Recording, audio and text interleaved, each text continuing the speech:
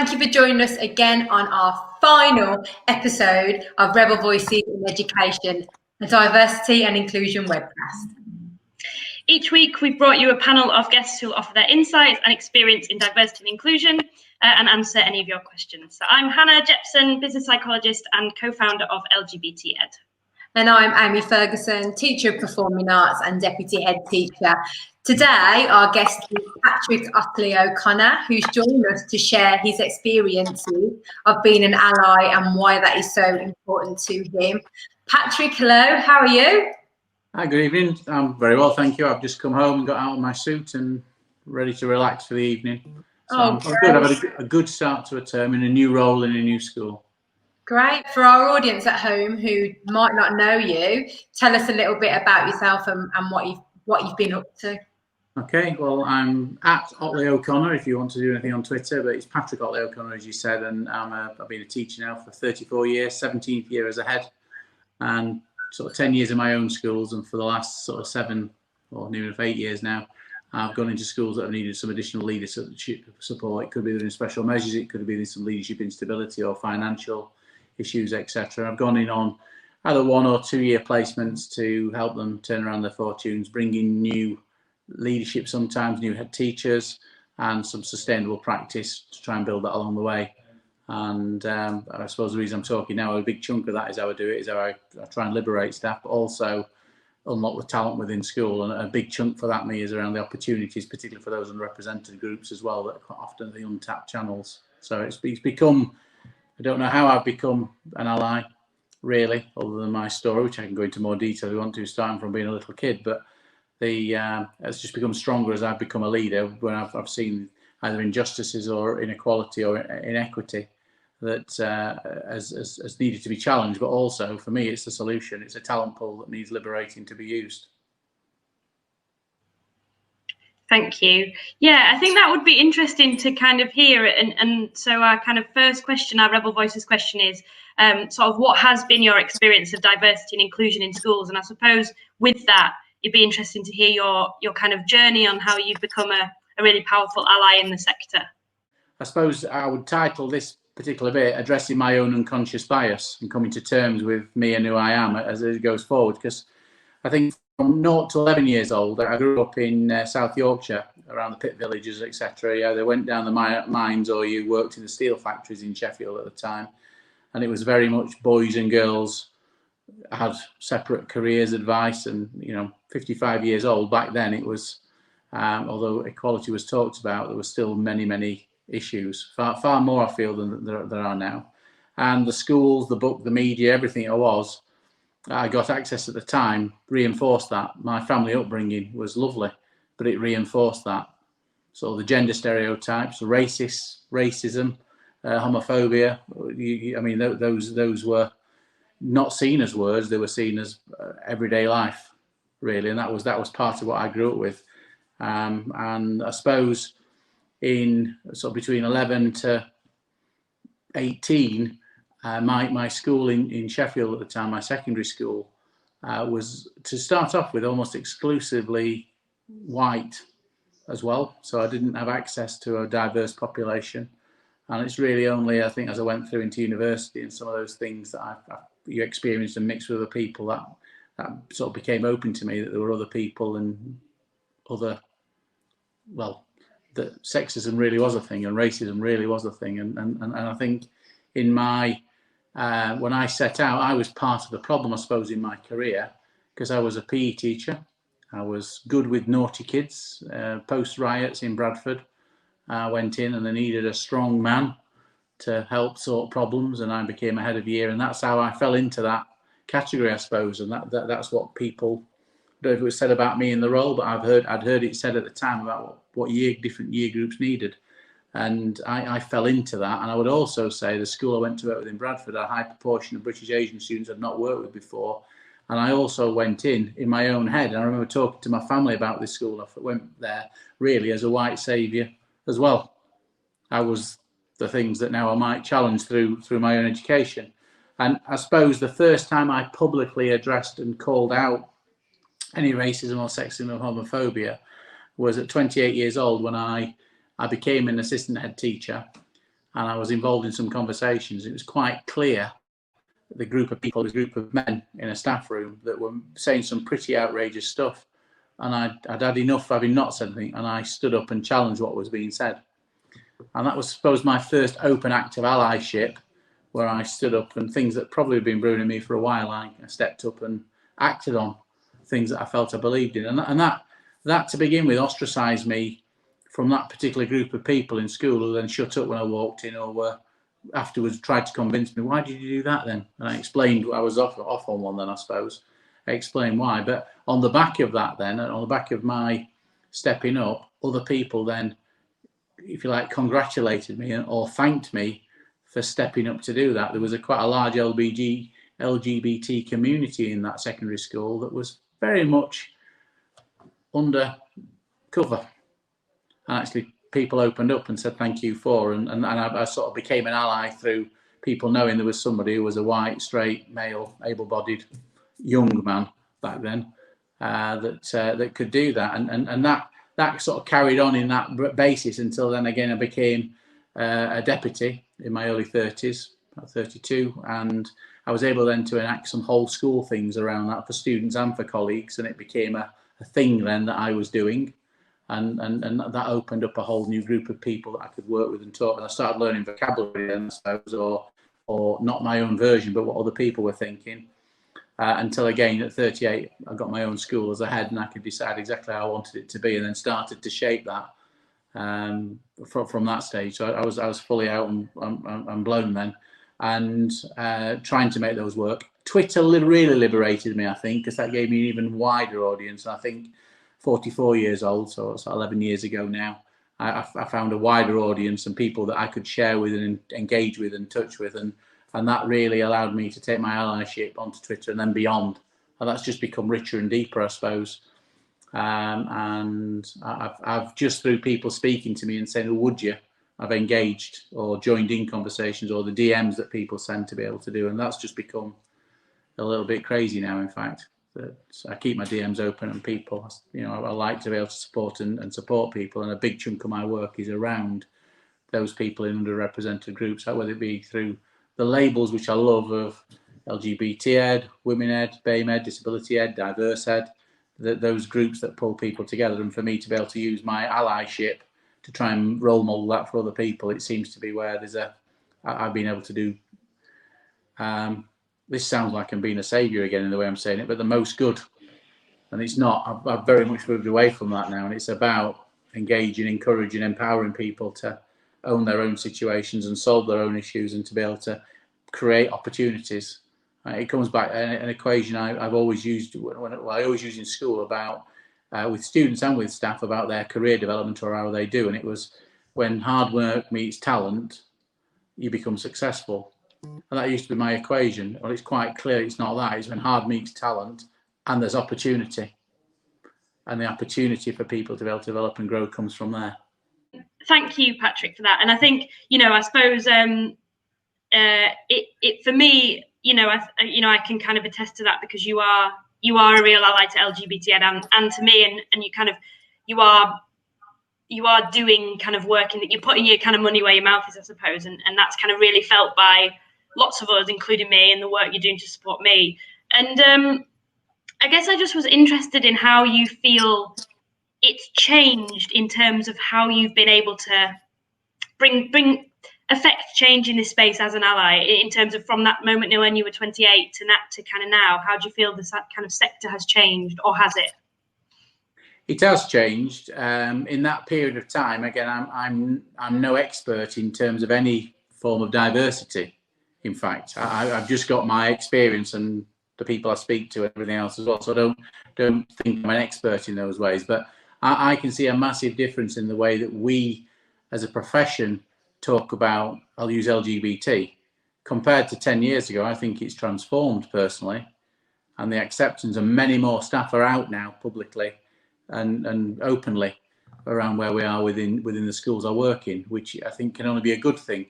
I think, in my own view, I think that if we're talking about the profession now, we may still have issues where it's because it's become much more acceptable. Those people who may have views that are counter that within the profession, it's driven those views underground. So in terms of allyship, we can polarize very easily.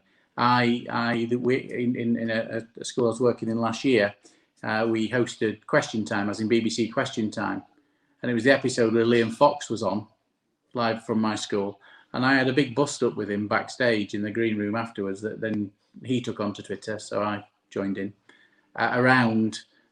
He called out a member of the audience about BAME and said that white privilege didn't exist, and it was I stood up for what I believed in there, and I was properly vilified, and short of death threats, but threats of violence, a whole variety of things there that we did.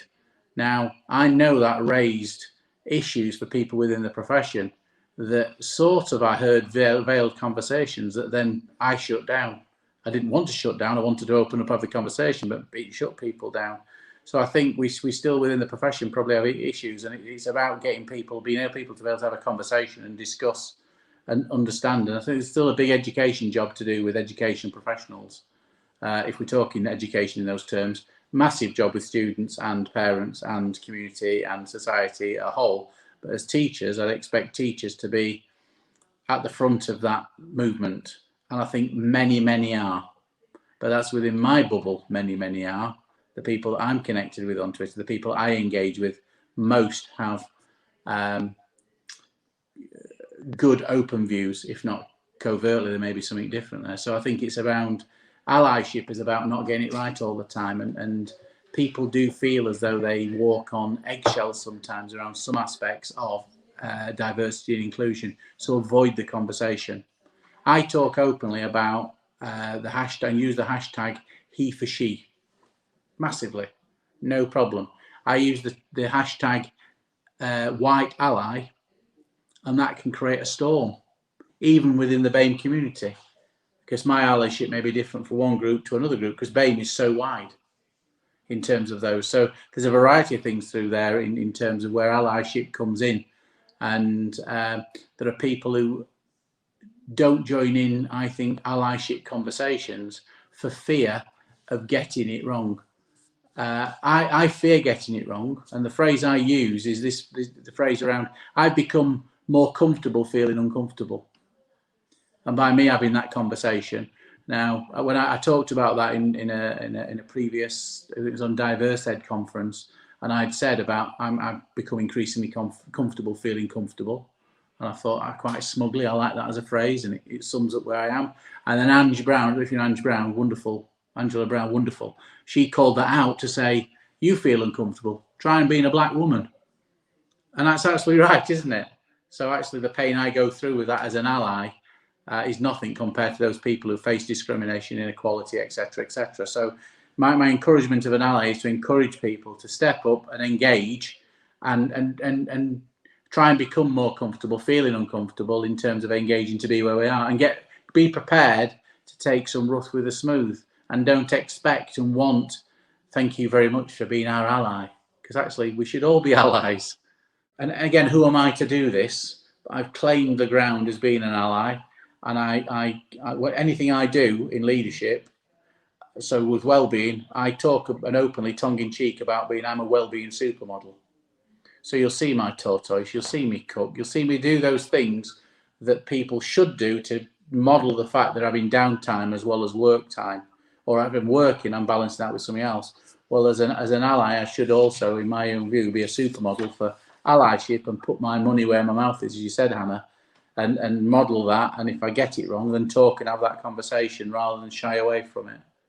So what you're saying about being uncomfortable, that's a lot. That's something that's talked about a lot in change theory, isn't it? That when change, it takes a level of discomfort for everybody involved for that change to then kind of really bed in and move forward. We can't have change without people feeling a little bit uncomfortable, and that might be confronting something that you've felt in the past, or it might be somebody else feeling uncomfortable. It can be any of those things. And I think what you said about role modeling, definitely, you know, it comes from the top. It can come from the top, kind. It comes down, and you lead by example, and then people will follow. You're absolutely right.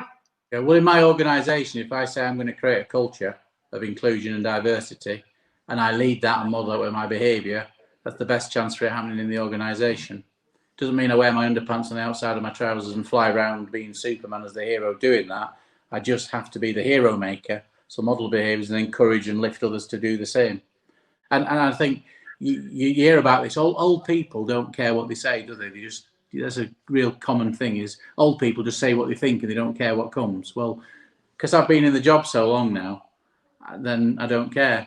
I care deeply, but I don't. So I'm happy to put myself up. I'm happy to do those things, and experience has allowed me to do that. I'm not a grumpy old man. I'm a happy old man on a mission, I suppose, in terms of trying to spread that word while I'm still doing the job.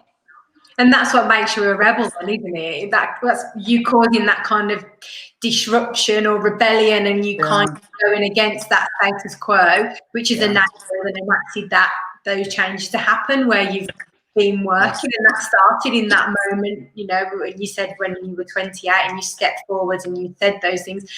You know, it might have been brewing for a while, but then it came to the surface and you've moved it forward. That was one of the toughest things I ever did, to call that out. And when Women Ed talk about 10% braver, that was absolutely one of those heart in your mouth moments. I find it much easier now to call things out. Yeah. Actually, it's calling things out without shutting the conversation down is the real challenge, I think. Yeah, definitely. Although sometimes you need shutting down, but normally it's about education. It's about listening to people's perspectives and actually engaging them to try and help them to see a different way. Our second Rebel Voices question is, in terms of diversity and inclusion in schools, what would you say really works? And in your experience, what absolutely doesn't work? And what does outstanding diversity and inclusion look like in schools? Well, last question first. Outstanding, I don't know. I don't know. I know what I know, and I try to model those things. I'm pretty pleased quite often. Well, usually with the outcome when it's working. I've been in my new school now. This is day 11 of headship out of the 195 days I'm going to have with this school. And I've had some really good conversations around liberating, lifting people. One member of staff came to my office tonight, a senior member of staff, who said that she'd heard what I'd said about if people felt they got stuck or wanted lifting otherwise, and she wanted some coaching around to actually be 10% braver. She'd ordered the book. And actually just by those first things I'd said, I'd done that, and she's hooked. So I'm now going to start doing some coaching and hook her into a coach so she's got her own to be able to lift and move forward. And that for me, it's creating a movement within the organisation and encouraging people, engaging people, and then empowering people to be able to do what they do.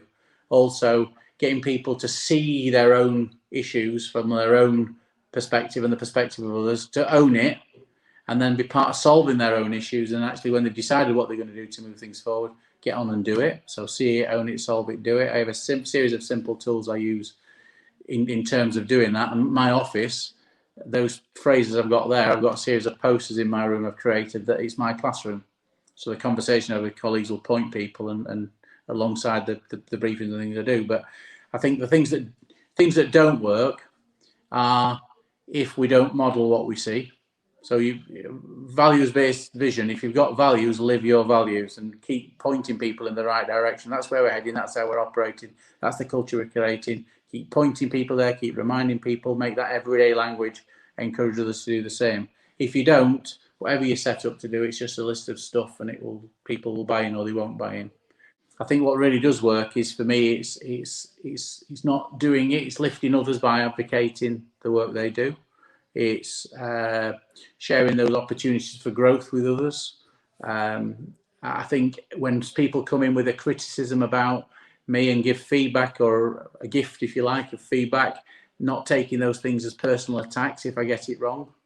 So if you're saying you're open and you want people to give you feedback, well, when it comes, don't kick off at people for doing it. Listen to what people say, to share that and take that and internalize that. I suppose that took some time for me, because I've got my own imposter syndrome I wrestle with, in terms of kids like me don't become as I have done, and I've had a lifetime of dealing with that, and I think I've come out the other side by talking about it, I suppose, now, and then just doing what I do, I suppose. I think recognising and acknowledging and talking about systematic inequalities. So I have a talent development poster on my wall. Next to it, I have a poster with a big arrow saying it's about equality and equity. And actually, I've basically got the icons for LGBT ed, women ed, you know, the groups around diversity. They're saying which is the one we need to unlock or liberate with, and they're the conversations every day that we talk about. And then what you'll get eventually, you'll get the white male straight teachers who, well, I make sure they're included as well. Of course you do. I'm starting with the premise that we've got to be able to acknowledge and do something about the inequalities that we face. So being upfront about those, by not doing that, then I think you perpetuate the problem as well. When people talk to me about their experiences, particularly underrepresented people, believing their experiences and not questioning or challenging and trying to understand from their point of view where they're coming from. And I think this idea of listen and support and self-reflect myself on the things I'm looking to do. I've not got the answers. I've got a framework, and actually it's the answers I do with the colleagues, so we create and co-construct what it will look like in school again. Otherwise, I'm just another person doing it to people. And that's, I suppose, how you avoid being the white saviour, or by being the strong man, or whatever it is that people want to see. And still, I think those things are still talked about in those terms. I do some very specific things. If I see someone with talent from an underrepresented group and they've got some aspirations, I'll become a sponsor. I'll encourage us to do the same. I don't mean give them money to do the job. I mean take an active interest in their development and growth, and whatever's needed, help them to shift, either open the doors of opportunity or shift the barriers they're facing and help them with that. So I do that for quite a few people. I think call out inappropriate behaviour when I see it internally and externally, without shutting down the conversation, but call that out, or ask people to reflect on what's just been said, the different ways of calling it out without shutting down the conversation as well. I use my influence, and I've become a self-appointed ally in terms of I do this, and I've been asked to go and speak at things, and things like the thing today, you'll be asking me because I've said something somewhere, or I've made a tweet, or somebody knows me. And I'm happy to play to that and go along with that to be able to support and use my influence to do that. And my main influence comes through Twitter.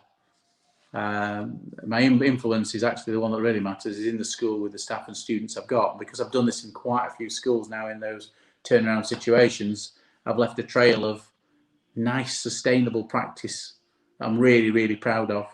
And the heads that have taken over have continued with some of those things as well. That's a nice thing to be in. So making sure to do that. I'm conscious all the time of my own language to try and be inclusive, and I'm still learning on that because things change, and I'm trying to keep, so having the conversation about what we call people, how we call people, and not for me to decide, but listen to how people want to be called, and then use that language so it's repeated back, and that changes, and know that's the case.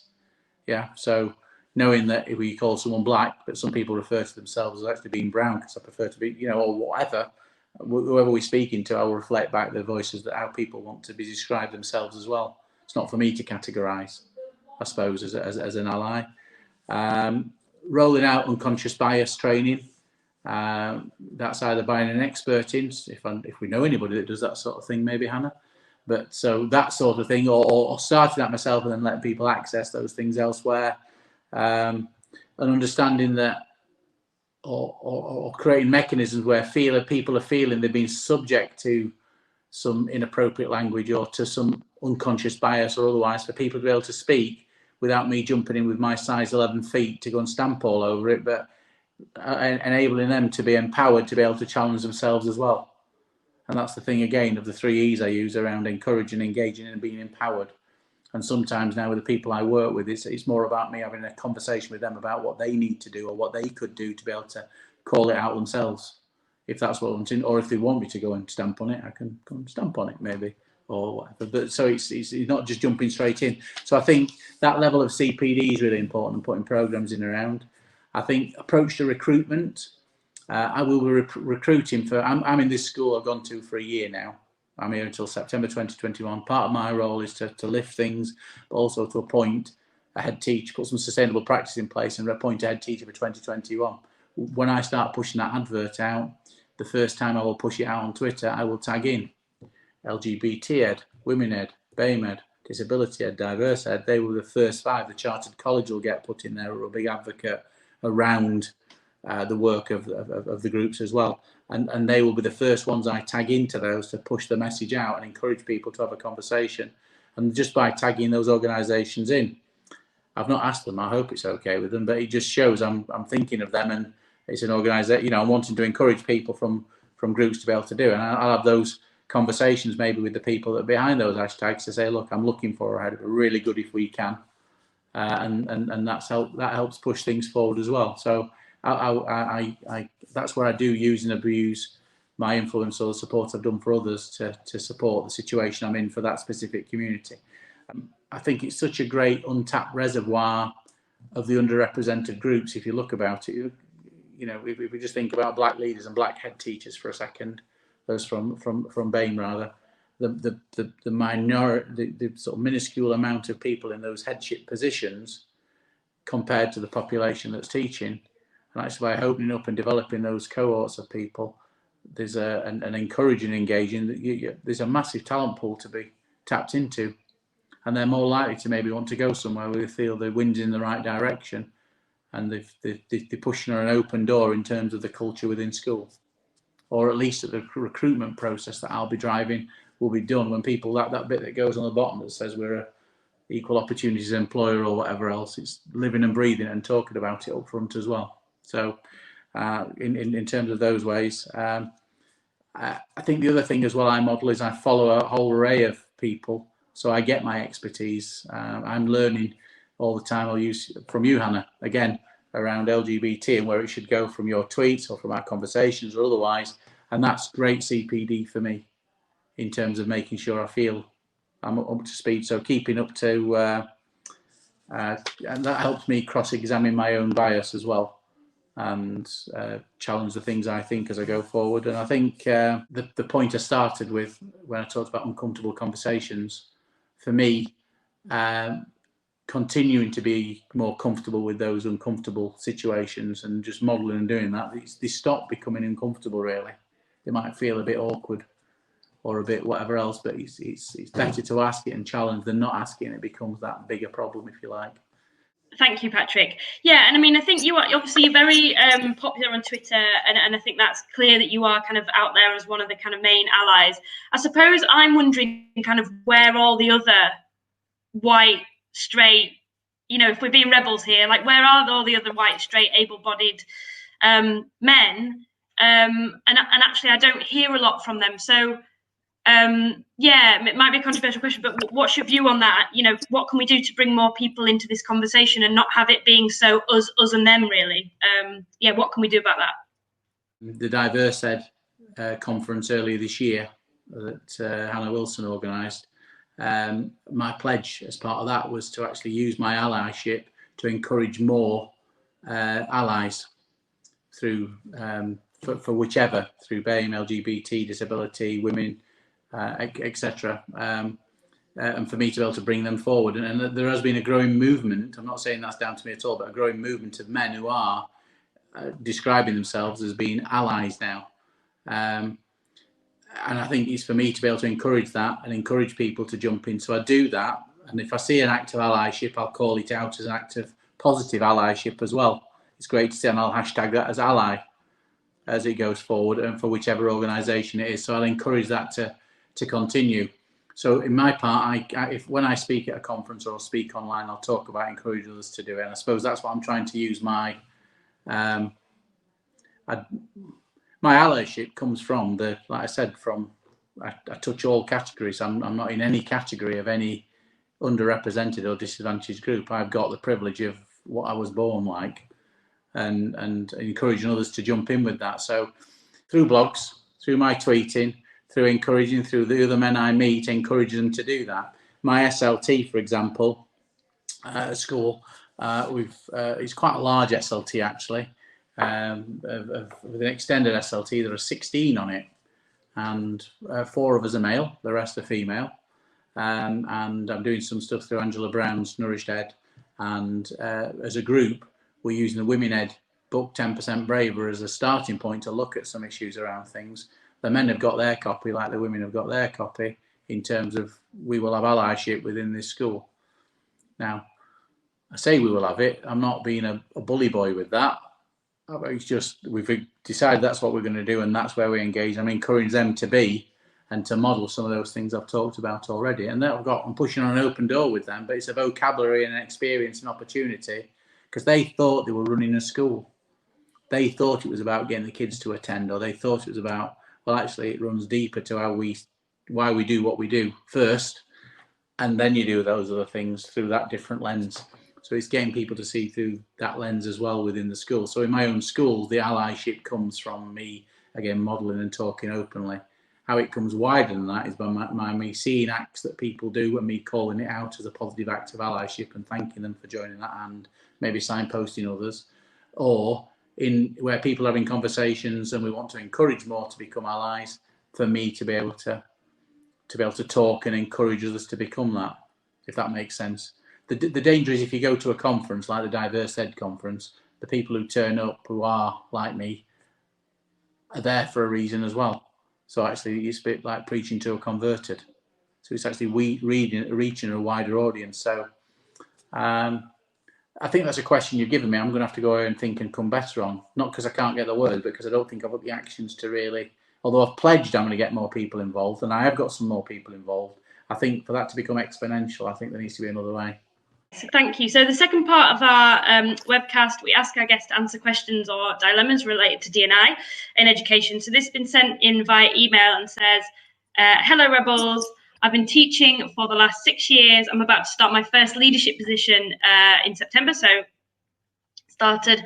Diversity inclusion is really important. I want to do all that I can to improve this in my school. I acknowledge that as a straight white man, I've been afforded some privilege. What can I do and where can I start? That's a wonderful opening statement and a wonderful position for somebody going into a job to make that statement as an ally straight away. They've signposted, I'm an ally, I need some support in allyship. So I would suggest hooking up with somebody that could have a conversation with them and actually say, this is how I operate as an ally. So feel free to pass my email on. I'll set up a chat and we'll have a conversation. I'll take them through what I would do, send slides I've used before, and encourage them to do that, or even some coaching around those, if that was the sort of thing they were looking for. But I would encourage them to have that conversation within school, initially with the head teacher, to say that's where they want to do and where they're coming from. It may be there are things that are happening in school already. It may be that when I've talked before around, because you don't know what school you're going into in terms of those, and what this colleague has got to be able to do is actually be able to see what is the situation that he's entering, because he may be entering somewhere where the focus is on the stuff we do rather than the why and the how we do it, and might go in and say, oh no, leave that for now, you need to focus on, I've appointed you to do this job. He'd know where he is at that point if that was the case. He can say, well, I will do that through my role anyway, but around allyship is really important to me. And it doesn't have to be an argument with the head, but allyship is really important to me. So I'd like to be able to look and do those. And I think to be the person within the senior team that champions that, if he steps out with the email here, the person will be brave enough to be able to, in meetings, to be able to set them up as doing that. So you are the grit in the oyster that makes the pearl. That's really frustrating if you're only a piece of grit, so it's finding other pieces of grit to work with. And allies for the allyship, and allies for allyship may come from those people who are facing discrimination or underrepresentation or bias within this organisation already, who, when they hear him being an ally, may seek him out. Yeah, does that make sense? And that's what I've found, is people come and just limp it onto me when I've outed myself as being an ally fairly early doors, you know. So I would encourage that to happen, and that it doesn't have to be hierarchical. Take it and be an ally wherever you can be. We have someone who just passed their NQT year, RQT. I had a conversation the other day just with her around honing your development, and I'd mentioned around women and LGBT and everything else, and she'd not come out to anybody else in school at that moment, came out to me as LGBT, and was really excited about being able to talk about it in school for the first time. Now that was an RQT. I'm ahead, I should be talking up here. You know, it's not that. You should talk and have his influence wherever that is. Influence below you is easier than influence above. So if there are issues, I would say, with liberating the work he wants to do and working with the SLT, if it's not there are things you can do around managing upwards, that maybe some support in that to skill up, and then attach the allyship to that in influencing others or influencing those beyond your influence, if that makes sense. Does that answer? Yes, it does. It definitely does answer the question, and we'll be sure to put you guys together via DM after the show.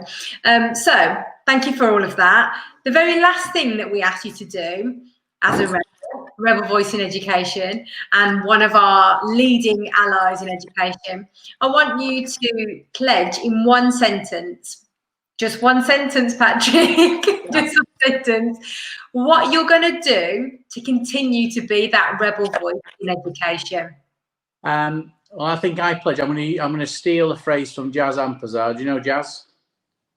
Jazz is just out there, wonderful. And I think I'm going to use my allyship to be a positive disruptor in terms of the influence I can have in my final couple of years of working. I think to use that to be an ally and to spread the word around allyship and encourage others to do the same. To see if we can to collectively take that leap forward again. To where I said the difference was 10 years ago. Let's take ourselves 10 years forward and let's try and do some fast tracking to try and break some of the cycles that we seem to have got ourselves into. So one sentence, I'm going to be a positive disruptor for allyship. Thank you so much, Patrick, and thank you so much for coming on and chatting to us. Be our final guest on this series 1 of Rebel Voices. So obviously we know you're on Twitter. Just remind us before we go of your Twitter handle so people can follow you if they don't already. Okay, it's at Ottley-O'Connor. That's OTTLEYOCONNOR. My pinned tweet is Hurricane the Tortoise. Great. Thank you.